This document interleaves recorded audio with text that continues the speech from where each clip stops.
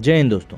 पिछले काफ़ी समय से देश में सोशल मीडिया को लेकर एक जंग छिड़ी हुई है, जहां पर सरकार ये चाहती है कि सोशल मीडिया की सभी वेबसाइट्स उनकी नीतियों को माने। वहीं कुछ सोशल मीडिया साइट्स ये चाहती हैं कि वो उस सारी नीतियों से उनको छूट मिल सके। अब इन सभी बातों के बीच में जहां व्हाट्सएप, फेसबुक इन सभी ने सरकार की नीतियों को मान लिया है, लेकिन ट्विटर अपनी बात पर अड़ा हुआ था। लेकिन अब जबकि पिछले कुछ दिनों में सरकार ने ट्विटर को फाइनल अल्टीमेटम दे दिया था, उसके बाद से उसके सुर थोड़े बदले हुए से नजर आ रहे हैं। विभिन्न इंटरनेट मीडिया प्लेटफॉर्म को यूजर्स के लिए सुरक्षित और भरोसेमंद बनाने की दिशा में तय किए गए नए नियमों को लेकर ट्विटर की आनाकानी पर केंद्र सरकार नकेल कस रही है। नए नियमों के अनुपालन को लेकर पिछले शनिवार को माइक्रो ब्लॉगिंग साइट ट्विटर को केंद्र सरकार की ओर से आखिरी नोटिस भेजा गया।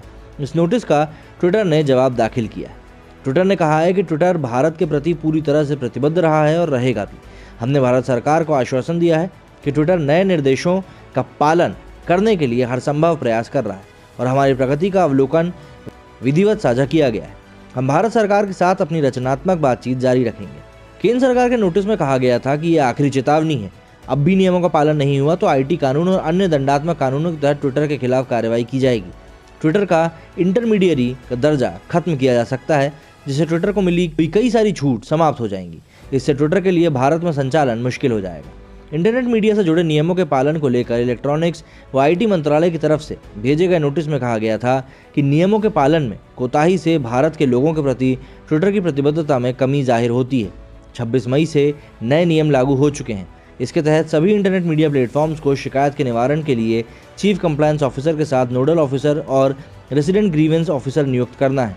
मंत्रालय ने नोटिस में कहा था कि ट्विटर ने अब तक चीफ कंप्लायंस ऑफिसर की नियुक्ति को लेकर कोई सूचना नहीं दी है। वहीं नोडल ऑफिसर और ग्रीवेंस ऑफिसर भी भारत में ट्विटर के कर्मचारी नहीं हैं, जो कि नए नियमों के खिलाफ है।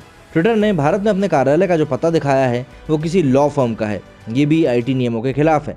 नोटिस में कहा गया था कि पिछले 1 दशक से ट्विटर भारत में कारोबार कर रहा है। इसके बावजूद इंटरनेट मीडिया के नियमों के पालन को लेकर ट्विटर कोई मैकेनिज्म तैयार करने में दिलचस्पी नहीं दिखा रहा, जिससे भारत में ट्विटर यूजर्स अपनी शिकायतों का निपटारा एक पारदर्शी प्लेटफॉर्म पर कर सके। सरकार का कहना है कि ट्विटर पर जिन लोगों को गाली दी जाती है, जो ट्विटर की वजह से यौन हिंसा के शिकार होते हैं, उन्हें अपने मामलों के निपटारे के लिए ट्विटर के पारदर्शी मैकेनिज्म की जरूरत है। ट्विटर सरकार के निर्देशों का लगातार उल्लंघन कर रहा है। कृषि कानून विरोधी आंदोलन के दौरान लाल किले पर हुए उपद्रव से जुड़े ट्वीट को भी सरकार ने हटाने के निर्देश दिए थे, जिसमें ट्विटर ने बहुत आनाकानी करी थी। पिछले दिनों नए नियमों के अनुपालन पर तकरार के बीच ट्विटर ने ब्लू टिक का भी खेल शुरू कर दिया। शनिवार को ट्विटर ने उपराष्ट्रपति वेंकैया नायडू, आरएसएस प्रमुख मोहन भागवत व संघ के कई पदाधिकारियों के अकाउंट से ब्लू टिक को हटा दिया। बाद में चारों ओर से दबाव के बाद इनके ब्लू टिक को रिस्टोर कर दिया गया। इतने सब विवादों के बीच में जाहिर सी बात है कि ट्विटर और सरकार के बीच में सब कुछ सही नहीं चल रहा है, और अगर जल्दी ही ट्विटर ने सरकार की शर्तें नहीं मानी तो कोई बड़ी बात नहीं है कि इसको बैन भी कर दिया जाए। मेरे स्टूडियो में फिलहाल इतना ही। जय हिंद, जय भारत।